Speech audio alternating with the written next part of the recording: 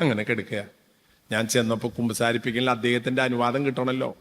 അപ്പം ഞാൻ ചോദിച്ചു, ഔസേപ്പേട്ട കുമ്പസാരിക്കണ്ടേ? ഔസേപ്പേട്ട എന്നെ ഒന്ന് നോക്കി, ഒന്ന് ചിരിച്ചു, എന്നിട്ട് പറഞ്ഞു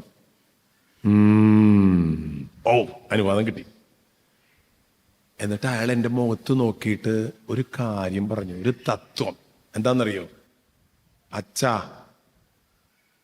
ജീവിതം ഒരു പന്താണ്. ജീവിതം ഒരു പന്താണ്. പന്താ? ജീവിതം ഒരു പുഴയാണ്, ജീവിതം ഒരു പൂവാണ്, പലതും ഞാൻ കേട്ടിട്ടുണ്ട് ചങ്ങാതി, ഇത് ആദ്യമായിട്ട് കേൾക്കണേ. ജീവിതം ഒരു പന്താണ്, കാറ്റ് പോയാൽ ആരും കളിക്കാൻ വരില്ല. കാറ്റ് പോവാൻ സമയത്താണ് ഇയാൾ പറയണത്. കറക്റ്റ് ഉദാഹരണം. അതെനിക്ക് വളരെ ഇഷ്ടപ്പെട്ടു. ഏത്? ജീവിതം ഒരു പന്താണ്, കാറ്റ് പോയാൽ ആരും കളിക്കാൻ